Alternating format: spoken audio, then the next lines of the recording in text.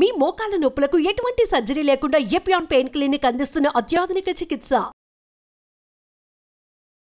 నమస్కారం అండి. నేను డాక్టర్ మోవా శ్రీనివాస్ మాట్లాడుతున్నానండి.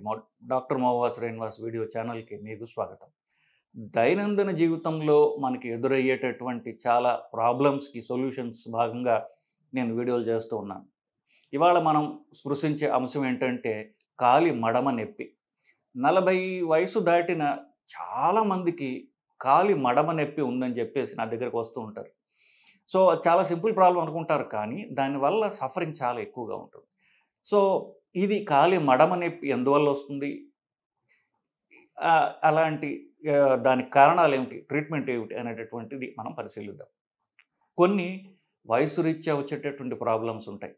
40 దాటిన తర్వాత కన్ను చూపు కాస్త మందగించడం, చదవడం కష్టం కావడం, సో చెత్తవారం అంటాం, దూరంగా పెట్టుకుని చదవడం, భుజం నొప్పి రావడం, సో భుజం ఇలా పైకి ఎత్తడానికి నొప్పి వల్ల భుజం ఎత్తలేకపోవడం, దాన్ని ఫ్రోజన్ షోల్డర్ అంటారు.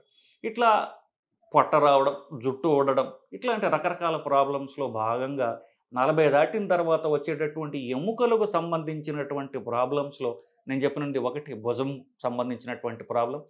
అంటే భుజం ఎత్తడానికి నొప్పిగా ఉంటుంది. ఆ నొప్పి వల్ల భుజం ఎత్తలేకపోవడం వల్ల చాలా పనులు వీళ్ళు చేసుకోలేరు.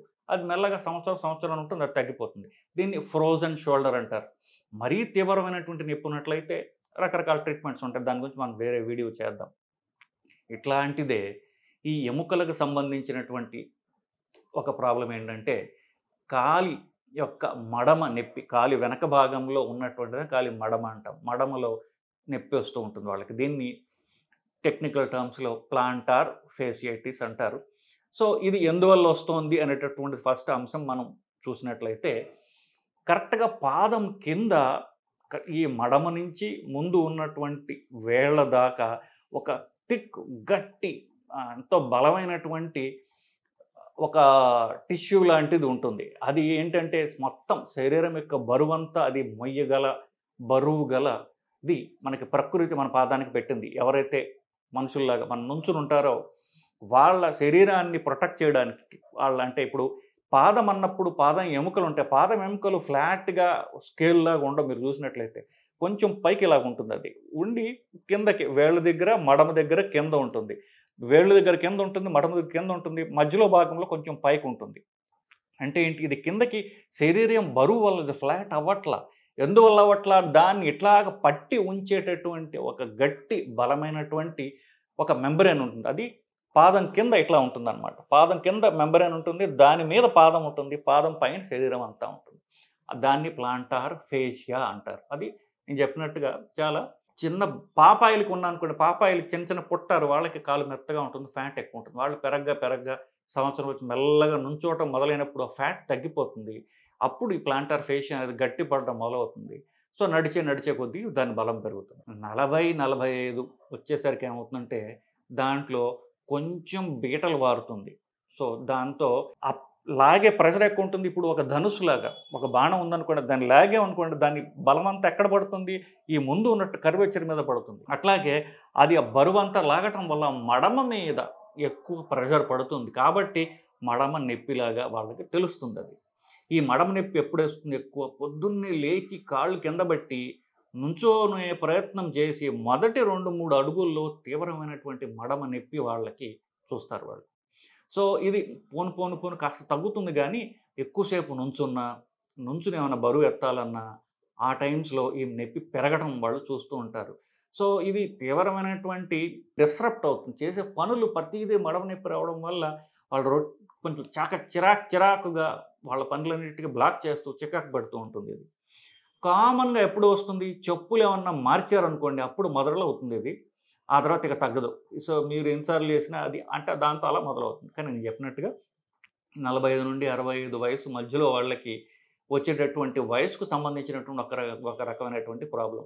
సో అది కొంచెం బీటలు వారి దాంట్లో ఇన్ఫ్లమేషన్ అంటారు, అంటే కొంచెం వాపు వచ్చి ఎర్రబడి అది మొదలవుతుంది. దాంతో మెల్ల కొంతకాలం ఉంటుంది, అంటే తగ్గొచ్చు, అది తనకు తానుగా తగ్గిపోవచ్చు. కొంతమందిలో తీవ్రమైనటువంటి నొప్పి వల్ల వాళ్ళ దైనందిన జీవితానికి తను చేసుకునే పనులకి చాలా ఇబ్బంది పెట్టచ్చు అది. సో అది ఎందువల్ల వస్తుంది అని చెప్పాను. సో ఇది ఎస్పెషల్లీ వేళ్ళు ఇట్లా పైకి ఎప్పుడైతే మనం చేయాల్సి వచ్చిందో, మొదటి కాలు బటన్ వేళ్ళు ఏవైతే ఉన్నాయో వాటిని ఇట్లా ఎప్పుడైతే చేయాల్సి వచ్చిందో అప్పుడు ఈ నొప్పి పెరుగుతుంది. ఎందుకు దాన్ని ఇలా ఇంకా స్ట్రెచ్ చేస్తున్నాం కాబట్టి మడమ నొప్పి పెరుగుతుంది. ఈ గనక మీరు వేళ్ళు అన్నీ చూడండి, మడమ నొప్పి పెరుగుతుంటే గనక ఇది డెఫినెట్‌గా ప్లాంటార్ ఫేసియాటిస్ అనేదే లెక్క. దీన్ని ఆఫ్‌కోర్స్ ఎముకల డాక్టర్లు దీన్ని ట్రీట్ చేస్తారు. రోగ లక్షణాలు, చిన్న చిట్కాలు మీకు నేను చెప్తాను ఏం చేయొచ్చని చెప్పేసి.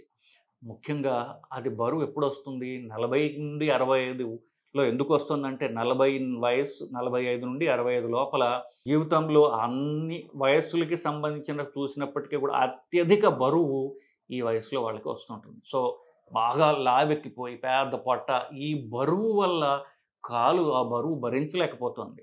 సో బరువు తగ్గాల్సిన అవసరం ఎంతైనా ఉన్నది అని తెలుసుకోవాలి.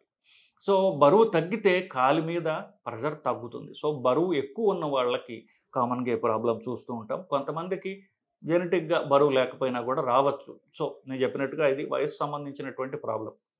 సో దీనికి ఇంట్లో చేసుకునే చిట్కా వైద్యాలు, చిన్న చిన్న ఎక్సర్సైజెస్ అవి మీకు యూట్యూబ్‌లో చూడండి చాలా ఉంటాయి. సో ఏమి లేవు, పాదం కింద మెల్లగా దాన్ని మసాజ్ చేసుకోవటం, మెల్లగా దాన్ని నొక్కడం, దాన్ని కొంచెం స్ట్రెచ్ చేయడం. ఆఫ్‌కోర్స్ నొప్పి ఉన్నట్లయితే నొప్పుల మందులు వేసుకోవడం టెంపరరీగా. రోజు దాన్ని మెల్లగా మసాజ్ చేయడం. ఒక రకమైన ఇప్పుడు పాదం లోపల, ఇప్పుడు పాదం ఎట్లా ఉందంటే పాదం లోపల కొంచెం స్పేస్ ఉంటుంది. అక్కడ కొంచెం మీరు సపోర్ట్ పెట్టుకున్నట్లయితే ఒక చిన్న గుడ్డ ముక్కో లేకపోతే స్పెషల్‌గా పాదం సపోర్ట్ ఇచ్చేటటువంటి చెప్పులు లేదా చెప్పు లోపల పెట్టుకోవడానికి ప్రాస్థెసిస్‌లు ఇవి చిన్న సైజ్ టౌన్స్‌లో అన్ని చోట్ల దొరుకుతున్నాయి. పెద్ద పెద్ద చెప్పుల షాపుల్లో మీరు అడిగినట్లయితే పాదం లోపల సపోర్టు లేకపోతే మీరు అమెజాన్‌లోనో ఆన్‌లైన్ ఎక్కడానికి కొనుక్కున్నట్లయితే కూడా దొరుకుతాయి. షూ కవర్స్‌లో షూలో పెట్టుకోవడానికి గానీ లేదా చెప్పులో పెట్టుకోవడానికి గానీ ఒక స్పెషల్ షూస్‌లో అయితే గనక మీరు లోపల ఇంకోటి పెట్టుకున్నట్లయితే లోపల మీకు సపోర్ట్ ఇస్తుంది. అప్పుడు అంత స్ట్రెచ్ తగ్గుతుంది, ఆ నొప్పి తగ్గుతుంది. లేదా చిన్న కర్చీఫ్ ముక్కో, గుడ్డ ముక్కో మీరు లోపల పెట్టుకున్నా సరే పాదం యొక్క లోపల భాగంలో పెట్టినట్టే కాస్త సపోర్ట్ వస్తుంది మీకు. బెస్ట్ ఏంటంటే మెత్తనైనటువంటి ఫుట్ సపోర్ట్స్ మీకు అన్ని చోట్ల దొరుకుతున్నాయి ఇప్పుడు. అది పగలపూట. రాత్రి పడుకునే ముందు కాళ్ళని ఎందుకంటే పొద్దున్న కదా ఎక్కువ నొప్పి వచ్చేది. కాళ్ళని చక్కగా మసాజ్ చేసుకోవడం అనేది ఎంతైనా మంచిది. సో పూర్వకాలం చూసారా, ఒట్టి కాలుకే మసాజ్‌లు చేసేది ఉంటుంది. సో కాలి మసాజ్ ఎంతో ఉపయోగపడుతుంది. అలాగే పొద్దున్నగా తీవ్రమైన నొప్పి వస్తుంది కాబట్టి అది కాలు కాస్త రిలాక్స్ అవుతుంది రాత్రి నిద్రపోతున్నప్పుడు. అలా కాకుండా కాలుని ఇలా నిటారుగా పెట్టి ఉంచడానికి, కంటిన్యూస్ స్ట్రెచ్‌గా ఉంచడానికి ఒక రకమైనటువంటి ఆర్థోపెడిక్ పరికరాలు, స్ప్లింట్స్ అంట పరికరాలు వచ్చాయి. అది రాత్రి వేసుకు పడుకున్నట్లయితే ఏ కాలుకి నొప్పి ఉంటే ఆ కాలుకి, 2 కాళ్ళకి ఉంటే 2 కాళ్ళకి రాత్రంతా కాలుని ఇట్లా ఎత్తిపెట్టి ఉంచుతుంది. పొద్దున్నకి తీవ్రమైనటువంటి నొప్పి మీకు ఉండదు. తర్వాత ఏ ఏ ఉద్యోగానికి భాగంగా ఎక్కువసేపు నుంచోనే అవసరం ఉంటుందో వాళ్ళు కాస్త మధ్యలో ఒక గంటకు ఒకసారి ఒక 5 నిమిషాలు కూర్చోవడం అట్లా ఏమైనా చేసినట్లయితే ఇది తీవ్రంగా నొప్పి ప్రెసిపిటేట్ కాకుండా మిమ్మల్ని మీరు కాపాడుకోగలరు. పోలీసులు, ట్రాఫిక్ పోలీసులు, ఎక్కువసేపు నుంచిన టీచర్సు, డాక్టర్సు, ఎక్కువ టీచర్స్‌కి, డాక్టర్స్‌కి కూడా, డాక్టర్స్ అంటే సర్జికల్ ప్రొసీజర్ చేయడానికి ఎక్కువసేపు నుంచునే సర్జికల్ ప్రొసీజర్స్ ఉన్నవాళ్ళు, టీచర్సు, పోలీసు వాళ్ళు, ఇట్లాంటి ఉద్యోగాల్లో ఉన్నవాళ్ళు ఎక్కువసేపు నుంచునే అవసరం ఉన్నప్పుడు గంటకి ఒకసారి కనీసం 5 నిమిషాలు కూర్చున్నట్లయితే మిమ్మల్ని మీరు ఈ నొప్పి, ఈ స్ట్రెచ్ నుంచి కాపాడుకోగలరు. ఫైనల్‌గా ఆ బరువు తగ్గితే కాలు మీద ప్రెషర్ తగ్గుతుంది. సో బరువు తగ్గడానికి రకరకాల వీడియోలు నేను చేసినటువంటివి ఉన్నాయి ముందు, అవన్నీ కూడా మీరు చూసి చేసుకోవచ్చు. సో కాలి మడమ నొప్పి కారణాలు, నివారణలు ఫైనల్‌గా చెప్పే ముందు ఇది ఏమి చేసినా నేను చెప్పినవి ఏమైనా తగ్గట్లేదు అనుకోండి, ఇంకొక చిట్కా ఏంటంటే మీరు రోడ్డు మీద వెళ్తున్నప్పుడు కొన్ని చెక్కతో చేసేటట్టు పనులు చేసేవాళ్ళు ఉంటారు. వాళ్ళు కొన్ని ఒక ఇలా రోల్ చేసేటటువంటి లాగా ఉంటుంది. అది ఇట్లా అప్పడాల కర్రలాగా ఉంటుంది కానీ దాని స్పైక్స్ ఉంటాయి కాలి మసాజ్ చేయడానికి. అట్లాంటిది కొనుక్కుని దాని మీద పాదం పెట్టుకుని రాత్రి ఎట్లా రోల్ చేసుకోవడం ఒక చిట్కా కావచ్చు. ఇవి ఏవి పనిచేయలేదు అనుకోండి, చివరిగా ఆర్థోపెడిక్ డాక్టర్ దగ్గరికి వెళ్తే వాళ్ళకి ఇంజెక్షన్ ఇస్తారు. ఆ ఇంజెక్షన్ కనుక మడం దగ్గర ఇస్తారు. దాంతో చాలా వరకు తగ్గుతుంది అది. ఎందుకంటే టెంపరరీ ఇదే, నొప్పి తగ్గేదాకా చివరికి ఏమీ పని చేయనప్పుడు ఇంజెక్షన్ తీసుకోవడంలో తప్పులేదు. సో ఇవేమి నేను చెప్పినటువంటివేవి కాలు మసాజ్ చేయడం, స్ప్లింట్ పెట్టుకోవడం, తర్వాత ఎక్కువసేపు నుంచోవడం అవాయిడ్ చేయడం, తర్వాత కాలి మసాజ్ చేయడంలో భాగంగా ఒక రోలర్ లాంటిది కొనుక్కోవడం, ఇవేమీ పనిచేయనప్పుడు ఆర్థోపెడిక్ డాక్టర్కి వెళ్ళి ఒక ఇంజెక్షన్ తీసుకున్నట్లయితే పూర్తిగా ఈ ప్రాబ్లం నుంచి మీకు నివారించుకోవచ్చండి. సో కాలి మడమ నొప్పి కారణాలు, చిట్కా వైద్యాలు, ఆర్థోపెడిక్ ట్రీట్మెంట్లు అన్నీ మనం డిస్కస్ చేసాం. సో దీంతో మీకేమన్నా ఇంకా ఈ అంశం మీద మీకు డౌట్ ఉన్నట్లయితే కామెంట్స్ రూపంలో తెలియజేయండి. నేను ఆన్సర్ చేసే ప్రయత్నం చేస్తానండి. నమస్కారం.